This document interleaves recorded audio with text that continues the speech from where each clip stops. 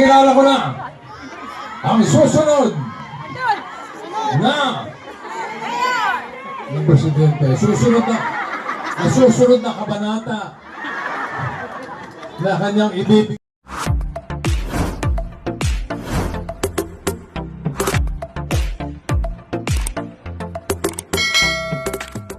Bossing Vic Soto full support sa pangangampanya ng kanyang anak na si Mayor Vico Soto, nitong Sabado April 26 matapos ang naging birthday celebration ni Bossing Vic Soto sa programang Eat Bulaga ay agad na itong dumiretso sa Pasig City para suportahan sa pangangampanya ang kanyang anak na si Mayor Vico Soto. Naging mainit naman ang pagtanggap at pagsalubong sa kanila ng mga Pasigueños kung saan ay dinumog sila ng mga ito. Talaga nga namang napaka-supportive ni Vic Soto sa kanyang anak dahil magmula umpisa ng pangangampanya ay talagang naroon ito lalong-lalo na ngayon at nalalapit na ang election 2025. Narito panuurin natin ang mga bidyong na ibahagi. Kilala ko na ang susunod na ng presidente. Susunod na kabanata na kanyang ibibigay sa buhay natin mga Pasigueño. Narito na po ang ating minamahal na Mayor, Mayor Vico Soto.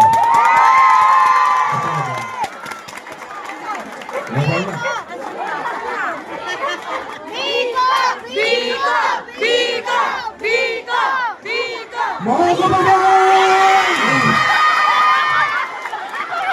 Pinatawag ko po kayong lahat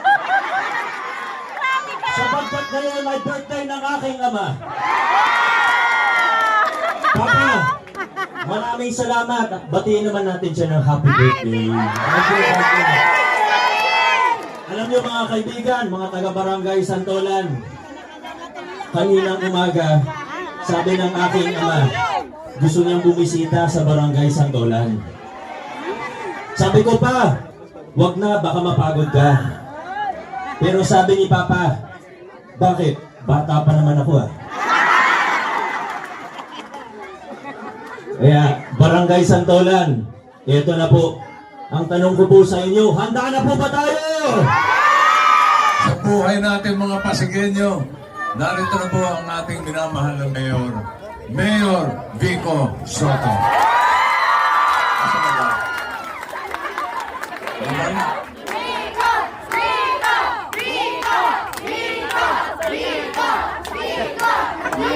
Mga kababayan!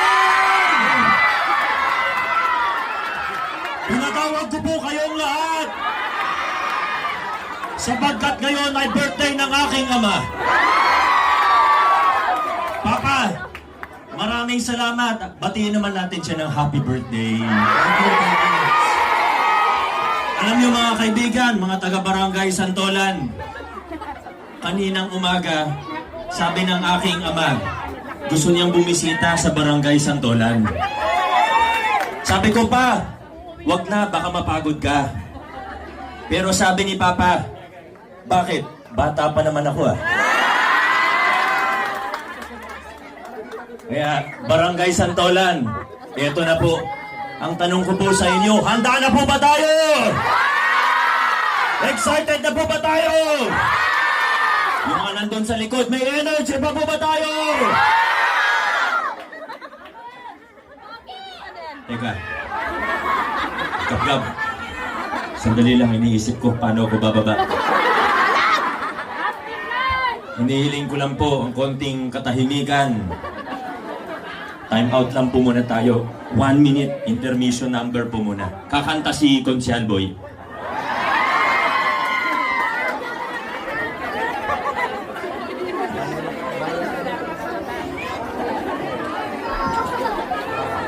Barangay Santolan, ito na po tayo!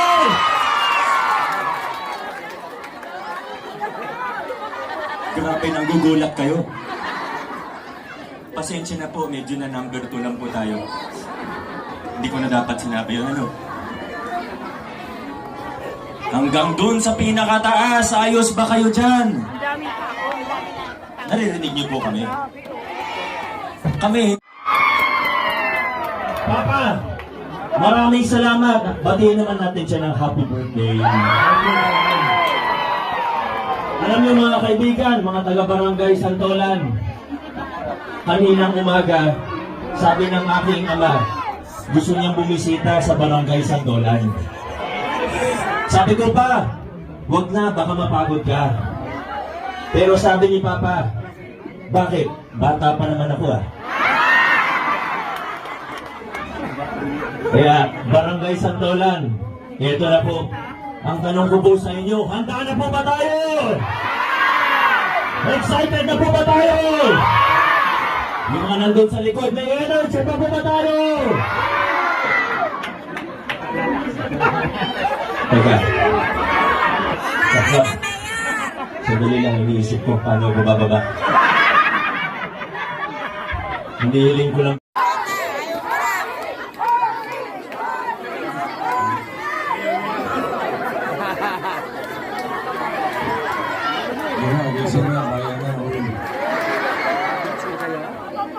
Hi, fans! Hindi, mapawin ko. Hindi na ako babati ng mga fans. Dahil ako na po ang tagahanga nila yung mga pasigyan. Pakisabi nga sa akin, hi, fans! Baliktad na po ngayon. Ako na po ang inyong tagahanga ngayon. Matatanong niyo kung bakit. O mamaya, tanong niyo ulit.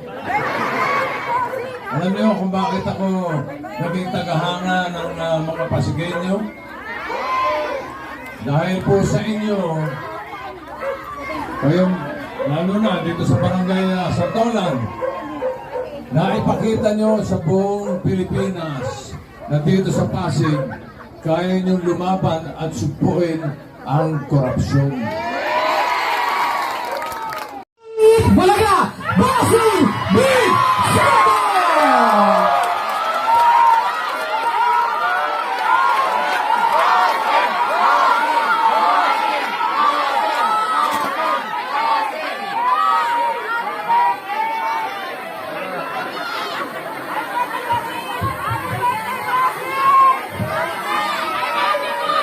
Salamat sa pagbate. Hi, fans! Teka, nagbago isip ko. Ayaw ko na kayo tawaging fans. Dahil sa pagkakataong ito, ako na po ang fan ninyo. Ako po ay naging tagahanga ng mga Pasigueño. Bakit kanyo? Kasi dito po sa ating lungsod, kayo mga Pasigueño, kayo po ang may kasalanan kung bakit nasumpo ang korupsyon.